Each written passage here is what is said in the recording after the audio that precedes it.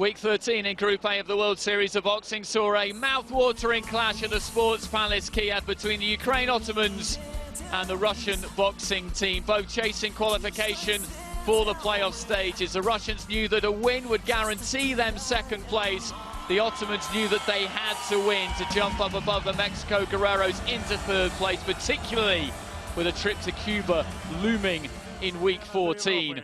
The opening bout of the evening saw Belik Galanov of Russia up against Hasanboy Duzmatov from Uzbekistan, but fighting for the Ukraine Ottomans. Duzmatov went into the bout 6-0, second in the rankings at light flyweight, and he dictated the pace of the fight throughout. Just too elusive for Galanov, who never stopped trying, but really struggled to land any meaningful punches.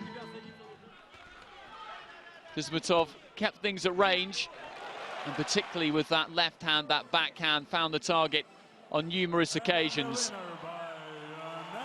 And it was Duzmatov who won by unanimous decision. So the Ukraine took a 1-0 lead, and then it was the turn of the light welterweight, Grigory Lizanenko, the Russian national championship bronze medalist, in against Volodymyr Matvichuk of the Ukraine Ottomans. The Ukraine hadn't won a single fight at light welterweight prior to this bout. Matvichuk himself was 0-2, but it was the home fighter who was the busier throughout. Lizanenko was more accurate at times, but the judges giving Matvichuk credit for the high work rate, and he kept pouring on the pressure towards the end, particularly in that fifth and final round, despite some good work at times from Lizanenko. And it was Matvichuk who once again got the decision, which gave the Ukraine a 2-0 lead.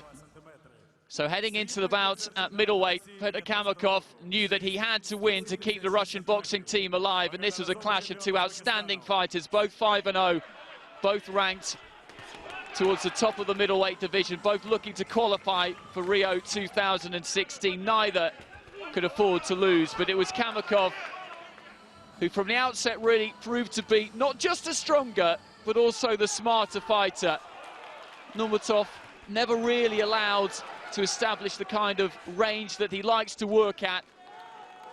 And Kamakov showed a good variety of punches, and now surely has qualified for the Rio Olympics.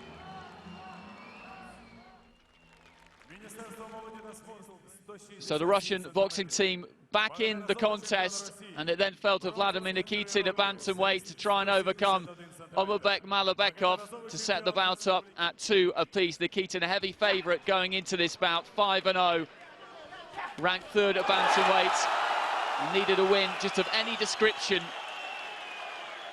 to finish in the top 2 places and qualify for Rio 2016. Malabekov, though, with just one fight so far this season, which was a defeat to Andy Cruz of Cuba, put up a really good effort. Caused Nikitin plenty of problems, but as the fight wore on, it was the Russian who was the stronger. And again, he took it by unanimous decision to set up the match at 2 bouts apiece, going into the 5th and deciding bout at heavyweight between the very experienced Sergei Kalchugin representing the Russian boxing team and Gevorg Manukian for the Ukraine Ottomans. And it was Manukian who provided the greater quality throughout all 5 of the rounds. He looked in excellent condition. His fitness levels were very, very good. And Kalchugin, constantly trying to wind up with that big right hand, never really managed to land it, and at times was shaken by Manukian. Manukian was making his season debut, as was Kalchugin. He had the opportunity to make a name for himself, to be a hero, and to win the deciding bout for his side, and that's exactly what Gevorg Manukian did.